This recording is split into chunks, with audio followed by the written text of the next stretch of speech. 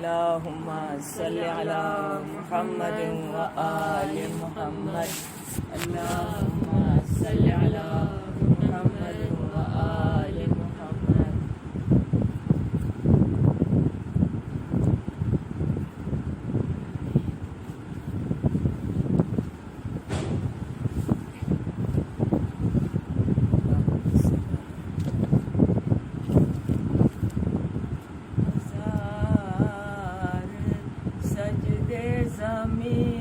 زمین حرم پہ ہوں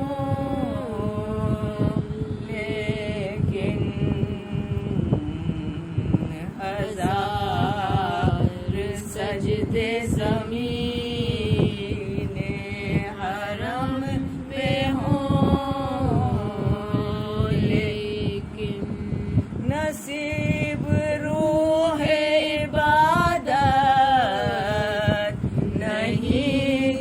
کچھ بھی نہیں ہزار سجدے زمین بتا دیا ہے نبی کے طویل سجدے نے بتا دیا ہے نبی کے طویل سجدے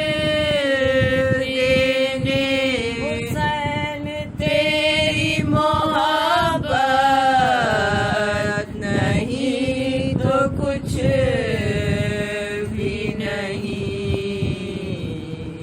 ہزار سجدے زمین اللہم صلی علی محمد وآل محمد اللہم صلی علی محمد وآل محمد اللہم صلی علی محمد وآل محمد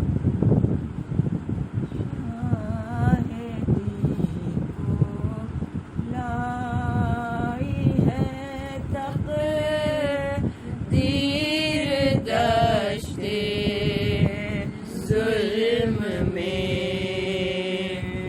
شاہدی کو لائی ہے تقدیر دشت ظلم میں سر کٹانے آ گئے شبیر دشت ظلم میں سر کٹانے آ گئے شبیر دشت ظلم میں تیرے ہیں آدھا قریب نہر گرمی کے دل تیرے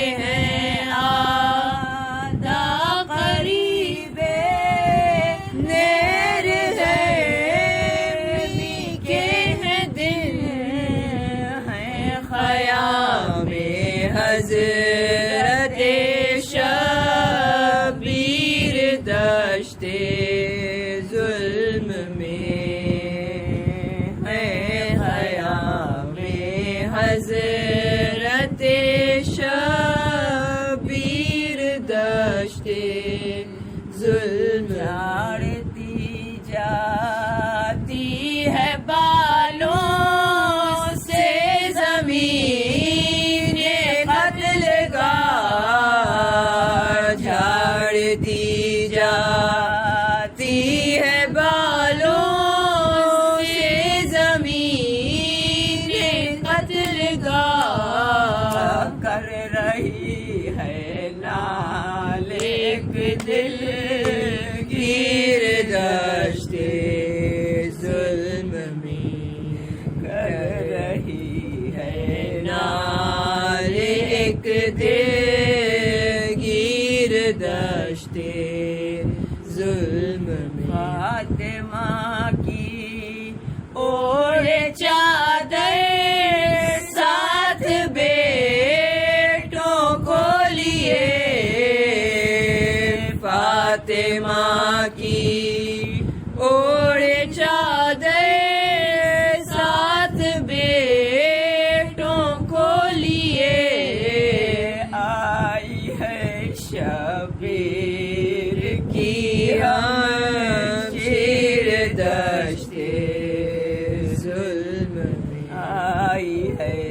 شبیر کی ہم شیر دشتے ظلم ماں کو ہے لاکھوں امیدیں سال ہے 18واں ماں کو ہے لاکھوں امیدیں سال ہے 18واں لائی ہے اکبر کو بھی تقدیر دشتے ظلم میں ساتھ دینے باپ کا ہوش مادر چھوڑ کر ساتھ دینے باپ کا ہوش مادر چھوڑ کر آئے ہیں کھانے کو اصغر تیر دشتے ظلم میں آئے ہیں کھانے کو اصغر تیر دشتے ظلم میں وعدہ طفلی ادا کرنے ریاضت شاد شاد وعدہ طفلی ادا کرنے ریاضت شاد شاد گئے ہیں سرور دل دشتے ظلم میں شاہدی کو لائی ہے تقدیر دشتے ظلم میں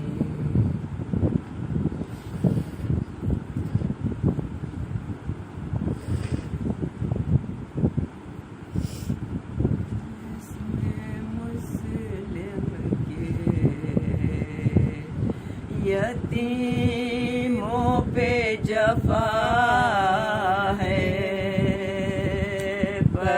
پردیس میں مسلم کے یتیموں پہ جفا ہے دریا پہ پائے قتل عدو لے کے چلا ہے چھوٹا تو بڑے بھائی کا منہ دیکھ رہا ہے اور اس کو مدد کا نہیں مشغول بقا ہے اس کو مدد کا نہیں مشغول بکا ہے بے رحم کے قابو میں ہے دو نازوں کے پالے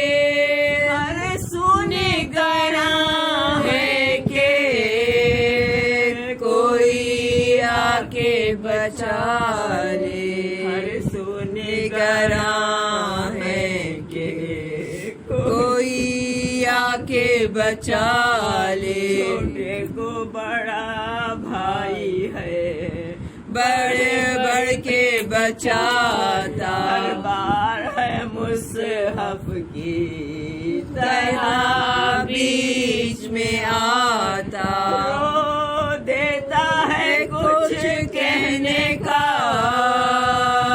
موقع نہیں پاتا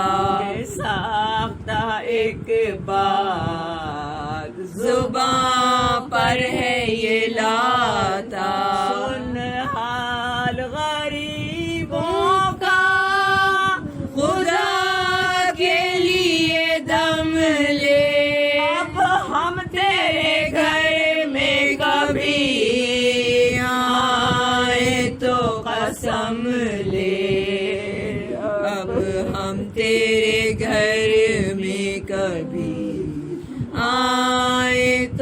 قسم لے. سنتا نہ تھا مظلوموں کی ایک بات سے تنگ گئے.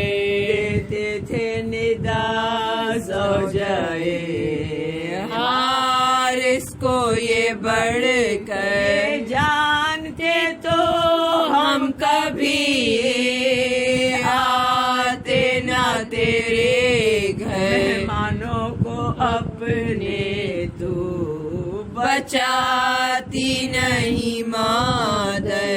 چھوڑوا دے کے پکڑے ہوئے زلفوں کو عدو ہے. اماں نہیں بابا نہیں جو کچھ ہے سو تو ہے. اماں نہیں بابا نہیں جو کچھ ہے سو تو. بالوں کو بکھیرے ہوئے وہ میمنہ تھی صاف. مظلوموں کو ظالم سے چھڑاتی تھی وہ خوش ذات. کہتی تھی خدا کے لیے کیا کرتا ہے بدذات. یہ پاؤں پہ سر رکھتی تھی گہ باندھتی تھی ہاتھ. گہ پاؤں پہ سر رکھتی تھی گہ باندھتی تھی بس بس کے زمین اب تو ہلی جاتی ہے ظالم. ذرا مجھے سر ننگے نظر آتی ہے ظالم. ذرا مجھے سر ننگی نظر آتی ہے ظالم. اور ہے ظالم نظر آئے تجھے کیوں کر دیکھ نبی روتے ہیں دریا پہ کھلے سر. بس سن کے اٹھا ہار سے ملعونوں سے تنگ. ظالم نے کہا مجھ کو نہیں خوف پیامبر. ایک تیغ تلے دونوں برادر کو بٹھا کر سر کاٹا بڑے بھائی کا. چھوٹے کو دکھا کر سر کاٹا بڑے بھائی کا. چھوٹے کو دکھا کر سر پاس رکھا لاش کو دریا میں بہایا. بھائی کے گلے کا جو لہو خاک پہ آیا. الفت سے برادر کا لہو جوش میں آیا. لب جوڑ کے ہاتھ اپنے یہ قاتل کو سنایا. چھوئے لہو کرتے سے تلوار جھکا دے. لوٹوں بڑے بھائی کے لہو میں جو رضا دے. لوٹوں بڑے بھائی کے لہو میں جو رضا دے. ناگاہ غضب تیسے حارث یہ پکارا. بس لوٹ چکے اٹھو کے سر کاٹوں تمہارا. اٹھ بیٹھا کہا جلد گلا کاٹ ہمارا. سر کاٹ کے دریا میں جو تن ڈالا ہزارا. مولا نے کہا پورے ہوئے دل کے ارادے.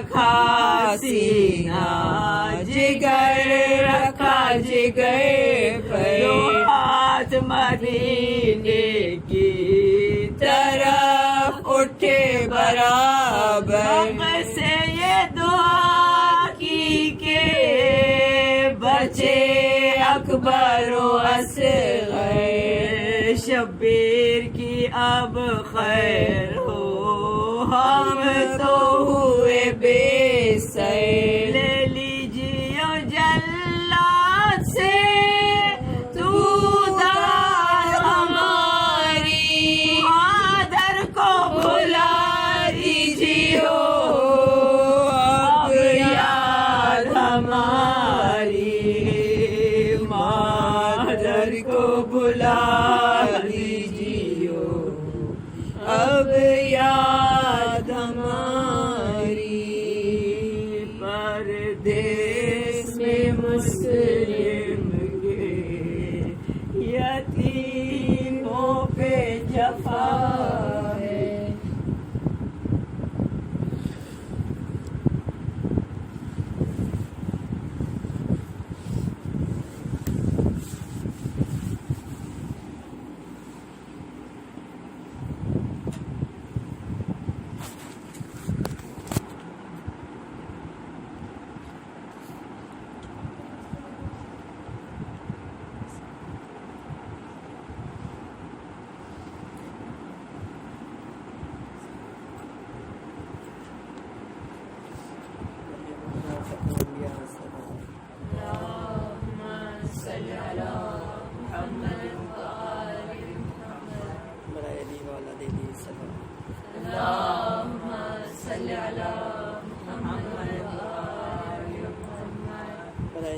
امام زمانہ صلی اللہم صلی علی محمد وآل محمد.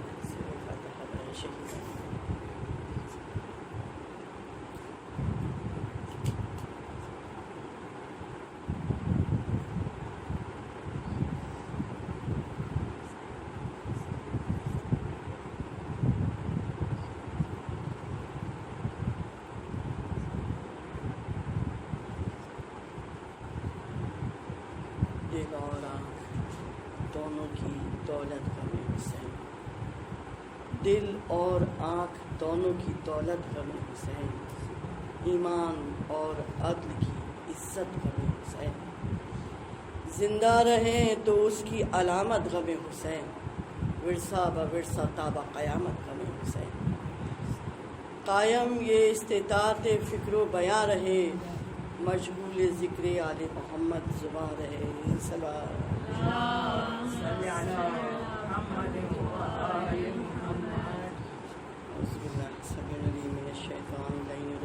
بسم اللہ الرحمن الرحیم.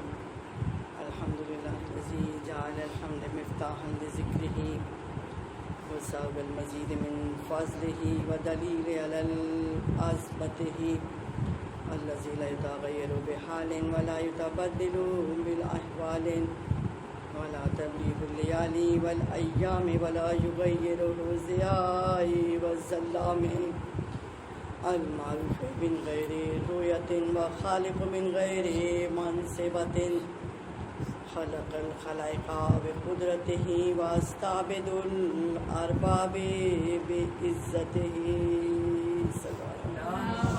صلی علی محمد وآل محمد.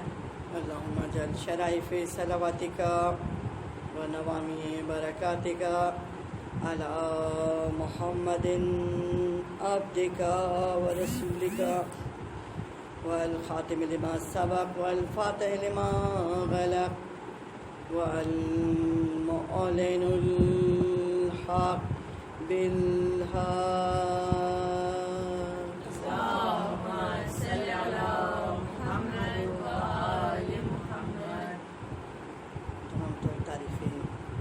خالق کائنات کے لیے کہ کائنات عالم خود اپنی زبان میں مسلسل جس کی حمد و ثنا کر رہی ہے. یقیناً وہ خود یہ اعلان کر رہا ہے کہ زمین و آسمان کے مابین جو کچھ ہے وہ پروردگار عالم کی حمد و ثنا کر رہا ہے. جس نے انسان کو نبض یعنی گویائی عقل اور فکر عطا کیا کہ کائنات عالم پہ نگاہ کر کے اپنے معبود برحق کو تلاش کرے اور پھر رہبری کے لیے ذوات مقدس محمد اور آل محمد جیسی ہستی عطا کی.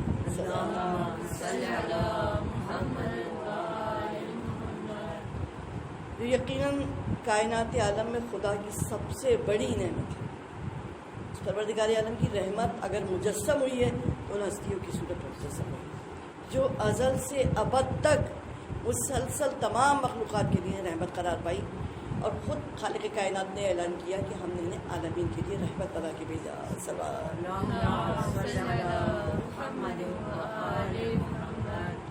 وہ کائنات جس کی حدوں کو انسان اب تک نہیں جان سکا کہ کیا ہے اس کی حدیں، ان تمام عالمین کے لیے پروردگار عالم نے ان ہستیوں کو رحمت بنا کے بھیجا.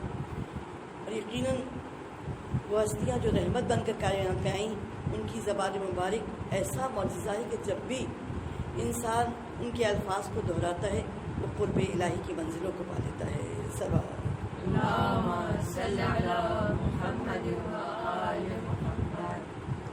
یقیناً اگر انسان فقط یہ سمجھے کہ عبادت سجدے میں سر کا جھکا دینا ہے تو بس اوقات انسان سجدے میں ہوتا ہے لیکن فقط ظاہری طور پہ سجدہ ہو رہتا ہے. اب ہم دیکھیں کہ ہم نماز کے بعد جو دعا پڑھتے ہیں چھوٹی سی کہ الہی حاضر صلاتی صلیت علی حاجات منک الیہا، اگر ہم صرف الفاظ دہرائیں تو نہیں، اگر ہم سمجھیں کہ ہے کیا پروردگار یہ نماز جو ہم نے پڑھی اس لیے نہیں کہ تجھے اس کی، اگر ہم نے ایک لمحے کو سمجھ لیا کہ ہماری عبادت کی حاجت اسے لال حاجات منک الیہا ولا رغبت منک فیہا، یا تجھے اس کی خواہش الا تعظیما و طاعتا و اجابتا، تعظیم اطاعت اور تیرے حکم کی بجاوری کے لیے. الہی ان کان فیہا خلل و نقص، اگر اس میں کوئی کمی یا خلل و نقص، کمی یا غلطی ہو گئی، الہی ان کان فیہا خلل و نقص من نیتہا قیامہا قراتہا رکوعہا سجودہا فلا تؤاخذنی، یعنی ان تمام چیزوں کا ذکر کیا کہ اگر کوئی غلطی ہو گئی ہو، کوئی کمی ہو گئی ہو، فلا تؤاخذنی، تو کوئی مواخذہ نہ کرنا. اس ایک لفظ کو ہم سمجھیں اور پھر اپنی نماز کو دیکھیں، کیا کوئی نماز ایسی ہے جو ہم اس کی بارگاہ میں پیش کر سکیں؟ اس کا کرم ہے کہ وہ نماز قبول کرتے ہیں.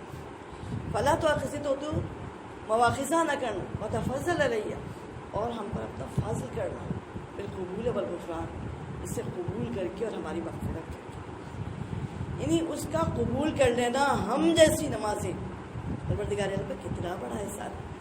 تو یقیناً عبادت یا اس کی بارگاہ میں جھک جانا فقط سجدہ نہیں، آپ کا دل جھک رہا ہے اس کی بارگاہ میں. وہ ایک لمحہ جو بظاہر سجدے میں نہیں بھی ہے لیکن رجوع قلب کی کیفیت ہے، تو وہ رجوع قلب کی کیفیت ہی کو چاہتا ہے. وہ یہی چاہتا ہی نہیں کہا کہ سارا وقت سجدے میں، اگر فقط سجدہ ہی مراد ہوتا تو ملائکہ کم تو نہ تھے. ہمارا رجوع قلب اس کی جانب، ہم کسی کام میں بھی مشغول ہو لیکن اگر ہمارا رجوع اس طرف ہے تو وہ ہر کام عبادت بن جاتا ہے.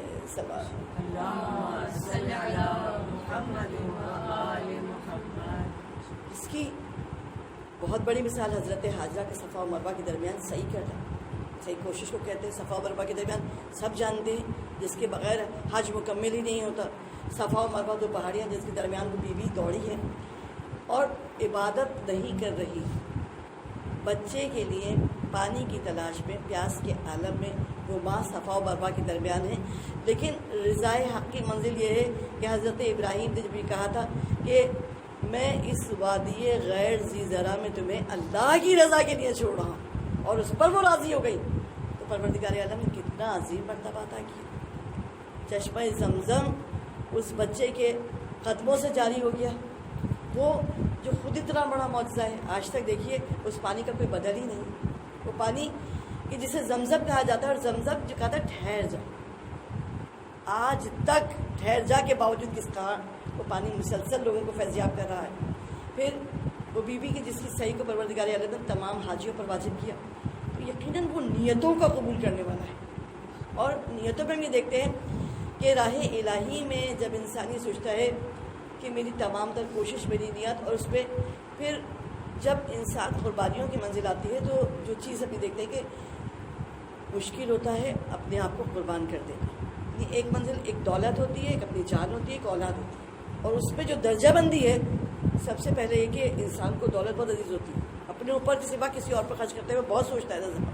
اب سوچیے وہ دولت اگر راہ خدا میں لٹاتا ہے ملکۃ العرب، وہ بیوی جس کی گود میں خاتون جنت عطا کی گئی، سب کچھ لٹا دیا خدا کی راہ، پھر اپنی جان کا لٹا دینا. یعنی حضرت خدیجہ کبریٰ کی منزل تو بہت بڑی ہے، بیوی نے اپنا سب کچھ لٹا دیا ہے، نہ صرف دولت بلکہ ایک ایک لمحے میں آپ نے وہ شہادتیں پیش کی. وہ بیوی جو اس وقت میں جب رسالت پاک غار میں عبادت کر رہے ہوتے ہیں، اس پہاڑ پہ چڑھنا اور کھانا لے کے جانا روزانہ. سن دیکھیے آج سیڑھیاں نسبتاً بہت آسان ہوتی ہیں بلندی پہ چڑھنے کے لیے، اور پہاڑ چڑھنا بہت مشکل ہوتا ہے. وہ بیوی اس پہاڑ پہ روزانہ کھانا لے کے جا رہی ہے. پھر اپنا سب کچھ لٹانے کے بعد خود اپنے نفس پر تکالیف کا برداشت کرنا. شعبہ ابی طالب آسان نہیں تھا، 3 سال، اور پھر جو کچھ میسر آتا تھا وہ بہت کم، اور اس میں سب سے آخر میں وہ جو سب سے زیادہ قریب ہیں، کئی دن مسلسل فاقے کے بعد کچھ میسر آتا تھا. وہ 3 سال انتہائی مشقت کے تھے، جس کے بعد حضرت خدیجہ کبریٰ کی شہادت ہوئی. تو اپنا سب کچھ قربان کرنا، دوسری منزل اپنی جان قربان کرنے کی، تیسری منزل اپنی اولاد قربان کرنے کی آتی ہے. اور اولاد کی قربانی انتہائی سخت ترین قربانی ہوتی ہے. انسان جہاں سمجھتا ہے کہ اولاد پہ کوئی حرف ہے، وہاں اپنے آپ کو قربان کر دینا بہت آسان سمجھتا ہے. دولت کے بعد انسان سب سے زیادہ اپنے آپ سے محبت کرتا ہے، لیکن وہ اولاد پر حرف ہے تو اپنے آپ کو قربان کر دے. اور اگر اولاد پر حرف ہے اپنے آپ کو قربان کرنا، اولاد کہاں اپنی رضا اور رغبت سے اپنی اولاد کو، ہمارے سامنے تاریخ انسانی میں جو مثالیں موجود ہیں، ہماری جانب قربان ہو جائے. اتنا بڑا احسان ہے حضرت ابو طالب اور بی بی فاطمہ بنت اسد کا. وہ جنہوں نے شعبہ ابی طالب میں مسلسل تاریخ نے لکھا ہے کہ جب رات کا اندھیرا پھیلتا ہے تو جناب رسالت مآب کے بستر پر علی مرتضیٰ اور علی کے بستر پر محمد. اپنی اولاد سے بستر کا تبدیل کرنا حضرت ابو طالب، اور نہ صرف یہ کہ رسالت مآب کو پالا ہے، نہ صرف یہ کہ آج جب بھی کوئی رسالت مآب کی شان میں اشعار کہے گا وہ مرہون مدت ہوگا حضرت ابو طالب. دیوان ابو طالب سب سے پہلے آپ نے اس وقت میں جب اعلان نبوت نہیں ہوا ہے، اس وقت میں مدح رسالت مآب کر رہے ہیں کہ یہ لوگ اپنی جمعیت کے ساتھ ہرگز تجھ تک نہیں پہنچ سکتے جب تک مجھے مٹی میں ٹیک لگا کر نہ لٹا دیا جائے. یہ حضرت ابو طالب کے الفاظ ہیں. تو ایک ہوتا ہے ہم پر کسی وقت محبت کی ایک کیفیت طاری ہوتی ہے، وہ ہمیشہ نہیں ہوتی. اس وقت ہم محبت پہ ہیں اور ہماری زبان سے محبت بظاہر یقیناً ہمارے دل ہوتی ہے، لیکن محبت کے بعد میں ہمارے زبان سے اشعار نکلے. لیکن اگر ہمارے پر وقت آئے تو ہم اس حد تک اپنی قربانی دینے کو، پیش کرنے کو تیار ہے کہ نہیں. حضرت ابو طالب نے صرف نعتیہ دیوان نہیں لکھا، بلکہ مسلسل رسالت مآب کے اوپر اپنی اولادوں کو نثار کیا ہے، مسلسل ان کے آگے سینہ سپر کھڑے ہوئے. اور اسی منزل پر بھی دیکھتے ہیں کہ جہاں آپ اپنی اولاد کو محمد کے بستر پر، محمد کو اپنی اولاد کے بستر پر لٹا رہے ہیں، وہاں حضرت ابو طالب ظاہر ہے کہ آپ کے بھتیجے تھے جناب رسالت مآب، لیکن وہ ماں فاطمہ بنت اسد ہماری جانیں قربان ہو جائے جو مسلسل دیکھ رہی ہیں. کسی تاریخ نے لکھا کہ کبھی ماں نے سوال کیا ہو کہ کیا میری اولاد قربان ہونے کے لیے؟ اس رضا کی منزل میں حضرت ابو طالب اور حضرت فاطمہ بنت اسد اس طرح ساتھ ساتھ ہے کہ جو ابو طالب کی رضا ہے وہ فاطمہ بنت اسد کی رضا. اپنا اولاد قربان کر دینے کی منزل ہم حضرت ابو طالب اور بی فاطمہ بنت اسد سے ہی سمجھ سکتے ہیں. اور وہ جو مسلسل شعبہ ابی طالب میں اس بستر کو تبدیل کر رہے ہیں، جو اپنا سب کچھ قربان کر دیتے ہیں، انہی ہستیوں کو پروردگار عالم یہ منزلت عطا کرتا ہے کہ قربانی اور فداکاری کا ایک مسلسل سلسلہ جو تاریخ میں جاری ہے. واقع کربلا جب ہم مقاتل میں شہداء کو دیکھتے ہیں تو سب سے بڑا حصہ حضرت ابو طالب کی اولاد کا ہے، سب سے بڑا حصہ ابو طالب کی اولاد کا ہے. قربانیوں کی منزل میں حضرت ابو طالب نے وہ قربانیاں پیش کی ہیں. اور حضرت ابو طالب اور بی بی فاطمہ بنت اسد کے بعد ہم جہاں مسلسل شہداء کربلا، اسیران کربلا جو ہستیاں منتخب کری ہستیاں، اس میں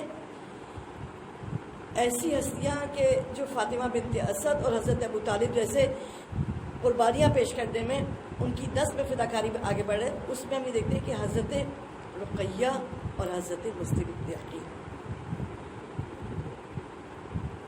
فاطمہ بنت اسد کی اولاد حضرت عقیل، اور حضرت عقیل کے فرزند مسلم، اور فاطمہ بنت اسد اور حضرت ابو طالب کی اولاد علی، اور علی کا بیٹا حسین، علی کی بیٹی حضرت مسلم بن عقیل کی زوجہ.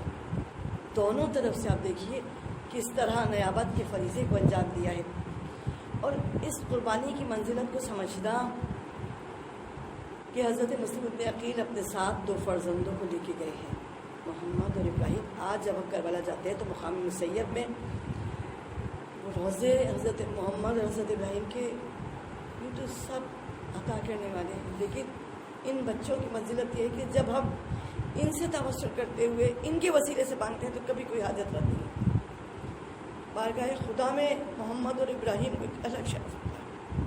حضرت محمد اور حضرت ابراہیم خصوصاً اولاد کی منت کے لیے اتنی منت ہے حضرت محمد اور حضرت ابراہیم کے نام پر. تو حضرت محمد اور حضرت ابراہیم راستے سے یعنی مکے سے باپ کے ساتھ کوفے کی جانب گئے. ایک خدا نہ کرے بچہ مر جائے اور ماں کا صبر رضا الہی پہ عاجزی ہونا. ایک یہ کہ بچہ جدا ہو کے گیا ہے، وہ ماں کہاں کہاں اس کی نگاہوں نے تلاش نہیں کیا. ایک پیار کر کے میدان کی سمت بھیجا ہے، ایک بچے کو کوفے بھیجا ہے. وہ ماں جب کوفے میں آئی ہے تو بے اختیار آواز دی محمد ابراہیم کہاں ہو. کوفے کی گلیوں میں ماں کی نگاہوں نے کتنا ڈھونڈا ہے بچوں.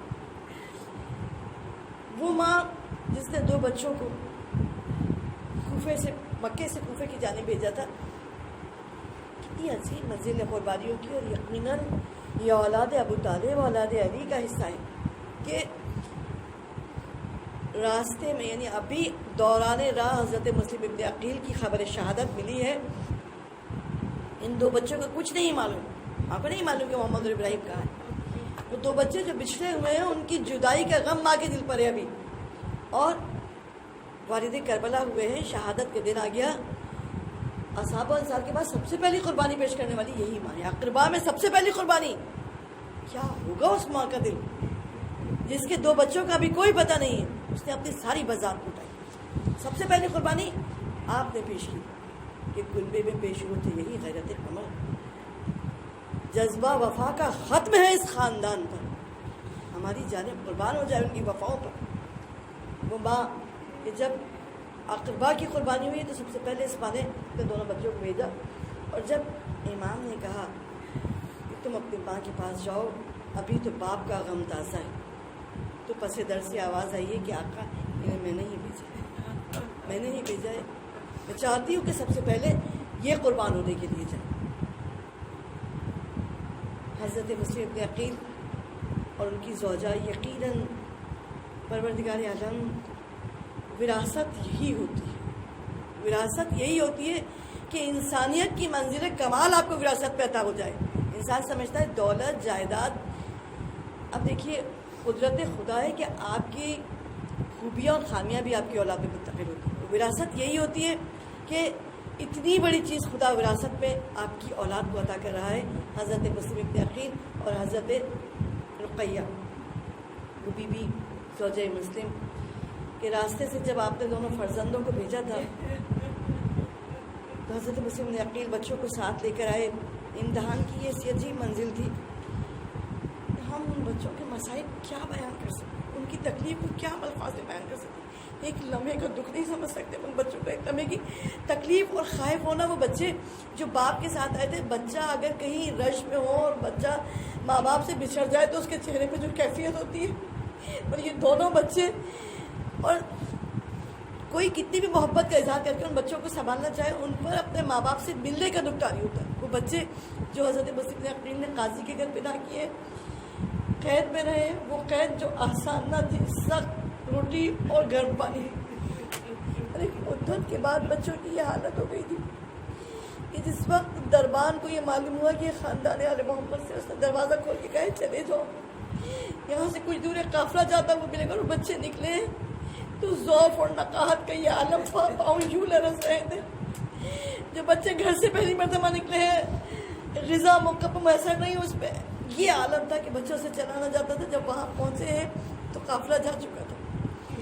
وہ بچے جو باغ میں پنہا ہوئے، اور وہاں سے ایک مومنہ نے جب پانی کی تلاش میں آئی اور ان بچوں کو پایا، اور ان بچوں کو لے کر وہ ماں گھر آئی ہے۔ ہم دیکھتے ہیں کہ جس نے راہ آل محمد میں جتنا ساتھ دیا ہے اس کو پروردگار عالم نے اس کی اتنی ہی جزا دی ہے۔ وہاں کی جزائیں تو بہت الگ بات ہے۔ ہم یہ دیکھتے ہیں حضرت دعا جنہوں نے حضرت مسلم عقیل کو ایک رات اپنے گھر میں مہمان کیا ہے، کتنی عزت ہے تعمیر اس بی بی کو کہ محمد و آل محمد کے تذکرے کے ساتھ دعا کا تذکرہ۔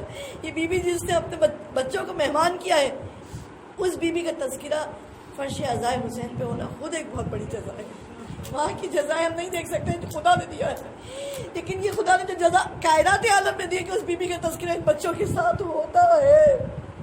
اور وہ بی بی جس نے یہاں پناہ کیا ہے، اور تاریخ میں لکھا ہے کہ جب حارث آیا ہے رات کو، کہ سارا کوفہ ان بچوں کو ڈھونڈ رہا ہے، اور یہ بچے اسی گھر میں جو سب سے زیادہ تلاش میں ہے۔ جس وقت حارث آیا ہے اور رات کے اندھیرے میں اپنے حجرے میں آ کے سویا ہے، اور رات میں ان بچوں کے رونے کی آواز، بچے جو عالم رویا میں اپنے باپ کو دیکھتے ہیں، اور جب اٹھتے ہیں اور ایک دوسرے سے روتے ہوئے کہتے ہیں ابھی بابا کو دیکھا تھا، لینے کے لیے آئے تھے، گلے مل کے ایک دوسرے سے رونا، ان کے رونے کی آوازوں سے حارث کا آنا، اور پوچھنا کہ تم کون ہو، اور بچوں کا یہ کہنا ہم خود نہیں آئے ہیں، ہمیں اس گھر کی مالک کا ہاتھ جوڑ کر لے کر آئیے۔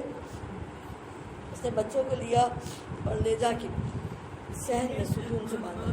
وہ مومنہ بار بار آن کے صدرہ ہوئی کہ مجھے فاطمہ زہرا کے آگے شرمسار نہ کریں، بچوں کو چھوڑ دیں، مجھے بازار میں بھیج دیں، مجھے قتل کر دیں، لیکن حارث پاس آیا۔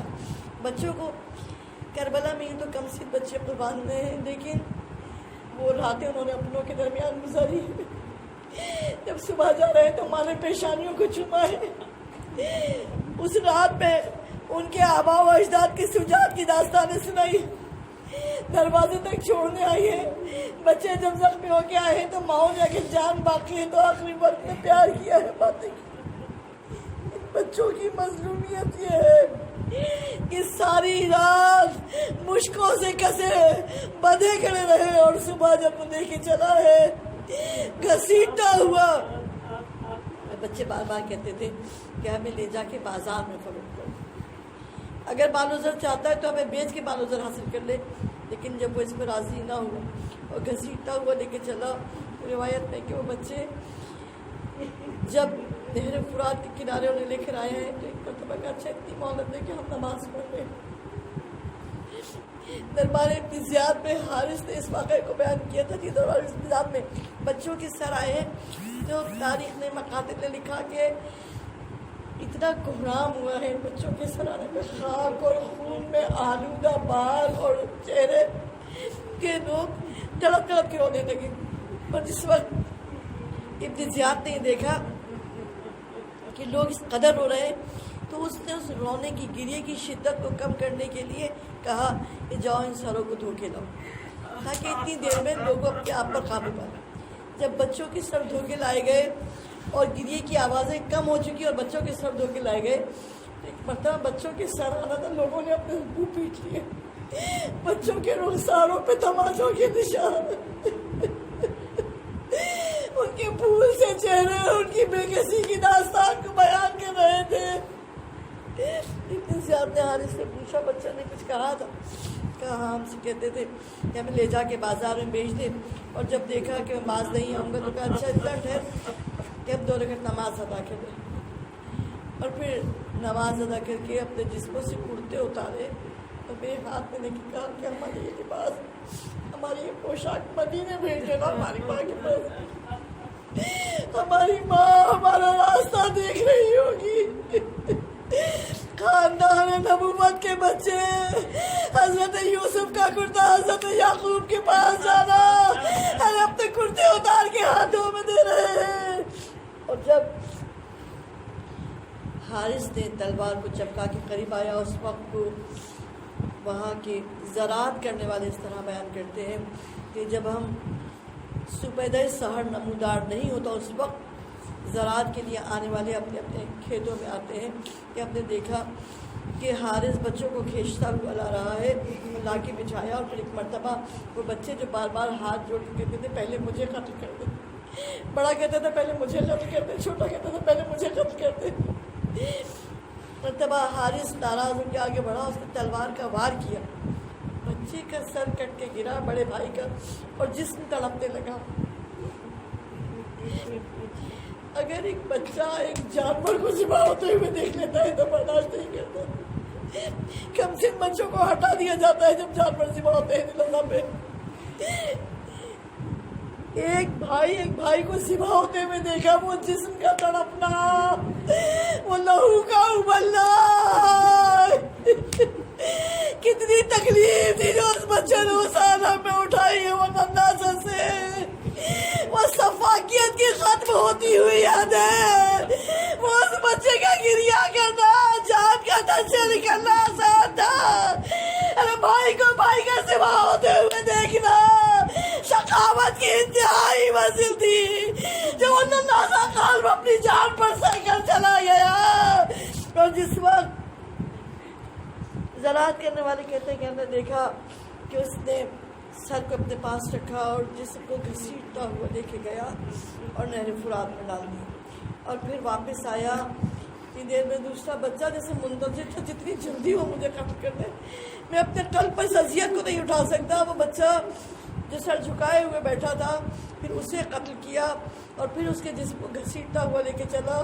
زراعت کرنے والوں نے کہا کہ جب ہم نے دیکھا کہ بڑے بھائی کو جس کو پانی میں ڈالا تو اگر کوئی چیز بھاری ہو تو پانی میں ڈوب جاتی، اور اگر وزن پہ ہلکی ہو تو لہروں کے ساتھ آگے بڑھتی۔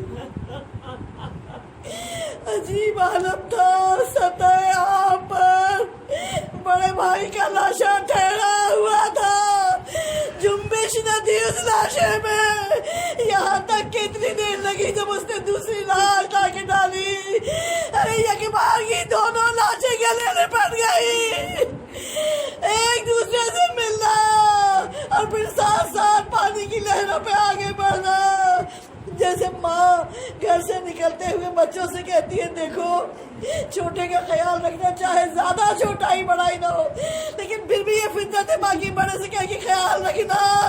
بڑے بھائی کا لاشا سطح آپ پہ ٹھہرا رہا، خیال رکھنا چھوٹے کا۔ زیادہ روحان کو مظلوم ماں پرسہ لینے کے لیے آئی ہے، جو سمیں ماتم نہ بچا سکی، جو اپنے بچوں کی لاشوں پہ رو نہ سکی، آج بھی مقام مسیب پہ بنے ہوئے وہ روزہ جیسے کہہ رہے ہیں ہم پہ رونے کے لیے ہماری ماں موجود نہ تھی۔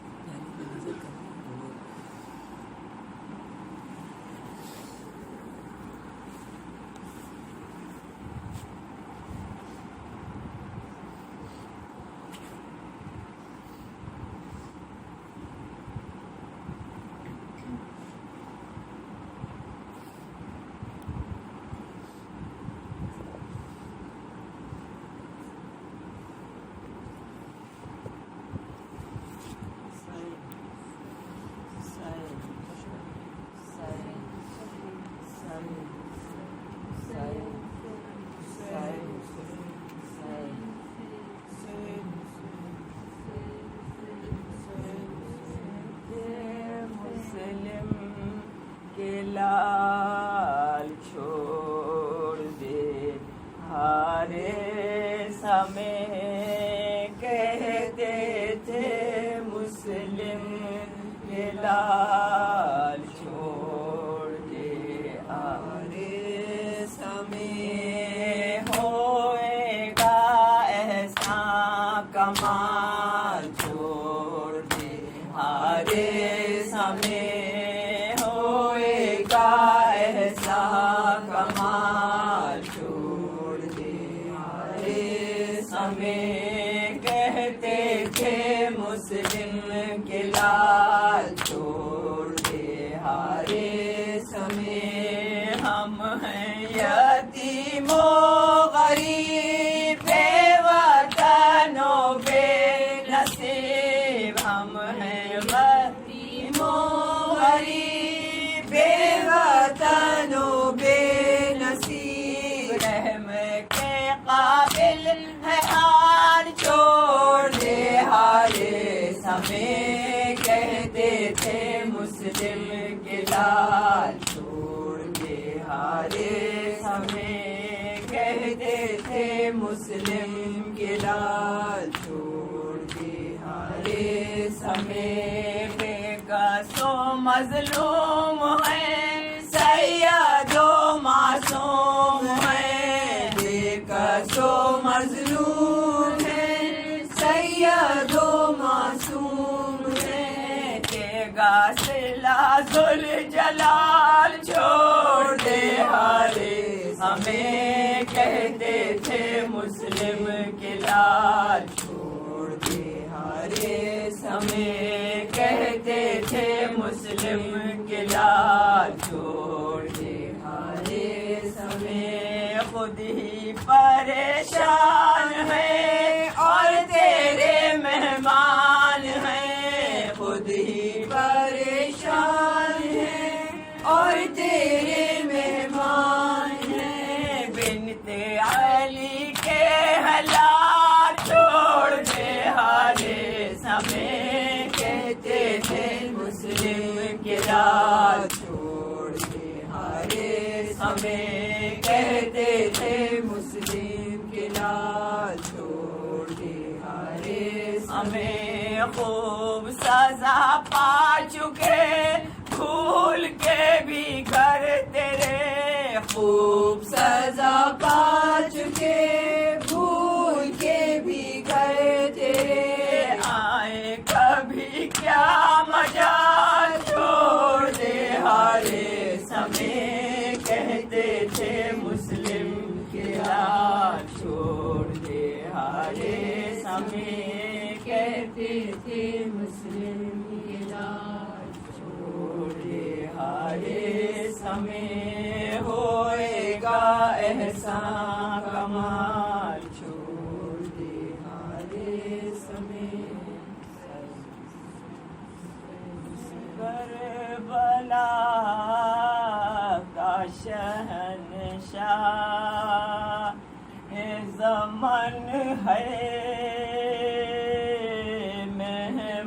مہمان کربلا کا شہنشاہ زمن ہے ہمراہ قضا سید آباد وطن ہے ہمراہ قضا سید آباد وطن ہے مہمان کربلا کا شہنشاہ زمن ہے منزل پہ اپنی آ گیا احمد کا نواسا منزل پہ اپنی آ گیا احمد کا نواسا اب ختم سفر ہو گیا شاہ شہداء کا اب ختم سفر ہو گیا شاہ شہداء کا رہ کے دہل جاتا ہے زینب کا کلیجہ رہ کے دہل جاتا ہے زینب کا کلیجہ منہ دیکھ کے بھائی کا پریشان بہن ہے، منہ دیکھ کے بھائی کا پریشان بہن ہے، مہمان کربلا کا شہنشاہ زمن ہے، کرتا ہے کوئی راتوں کو جنگل میں یہ نالے، کرتا ہے کوئی راتوں کو جنگل میں یہ نالے، قربان یہ ماں تجھ پہ میرے نازوں کے پالے، قربان یہ ماں تجھ پہ میرے نازوں کے پالے، ڈر تھا مجھے لٹنے کا جہاں یہ وہی بن گئے، ڈر تھا مجھے لٹنے کا جہاں یہ وہی بن ہے، مہمان کربلا کا شہنشاہ زمن ہے، بھائی سے لبے نہر بچھڑ جاؤ گے بیٹا، بھائی سے لبے نہر بچھڑ جاؤ گے بیٹا، اکبر سے جوان لال سے چھٹ جاؤ گے بیٹا، اکبر سے جوان لال سے چھٹ جاؤ گے بیٹا، اصغر کا گلا ہاتھوں پہ چھدواؤ گے بیٹا، اصغر کا گلا ہاتھوں پہ چھدواؤ گے بیٹا، تا حشر میرا لال یہی تیرا وطن ہے، تا حشر میرے لال یہی تیرا وطن ہے، ہمراہ قضا سید آوارہ وطن ہے، بیٹا تیری مظلومی کے قربان یہ دکھیا، بیٹا تیری مظلومی کے قربان یہ دکھیا، لاشوں کا بھی ہوگا نہ کوئی پوچھنے والا، لاشوں کا بھی ہوگا نہ کوئی پوچھنے والا، نہ غسل ہے قسمت میں تیری اور نہ کفن ہے، نہ غسل ہے قسمت میں تیری اور نہ کفن ہے، ہمراہ قضا سید آوارہ ہے، مہمان کربلا کا شہنشاہ ہے، حسین حسین حسین حسین حسین حسین قریب حسین مظلوم حسین مظلوم حسین بیکت حسین مولا حسین آقا حسین حسین حسین،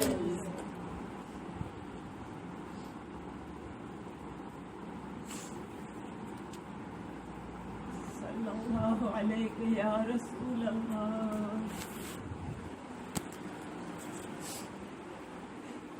صلی اللہ علیہ یا نبی اللہ،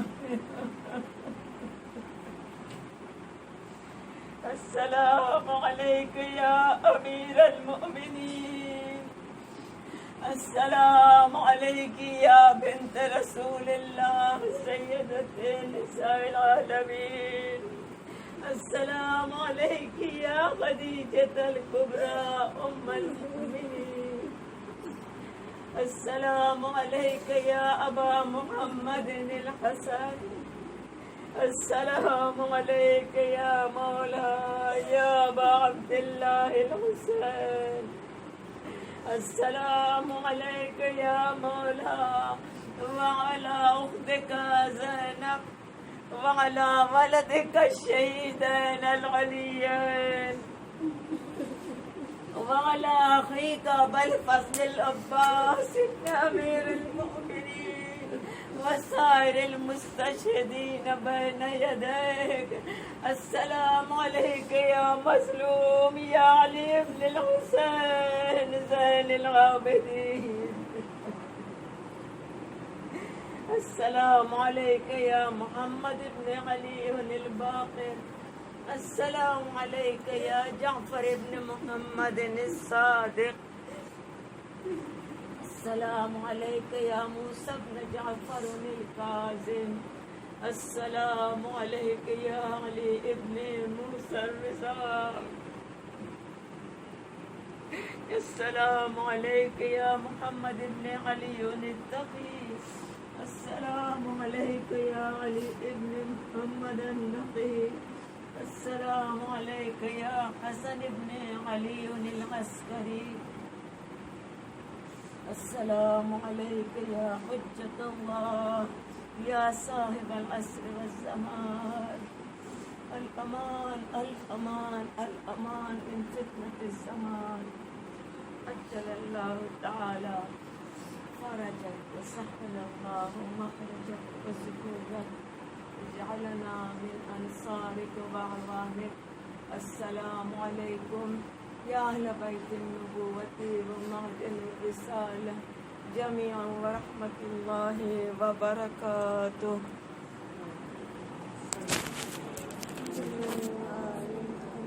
اللهم صل على محمد وآل محمد وآل محمد. اللهم صل على محمد وآل محمد. اللهم صل على محمد وآل محمد.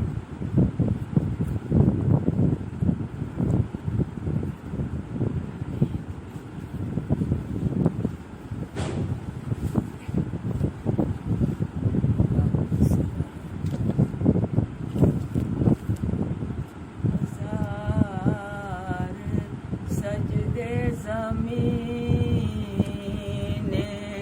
حرم پہ ہوں لیکن ہزار سجدے زمین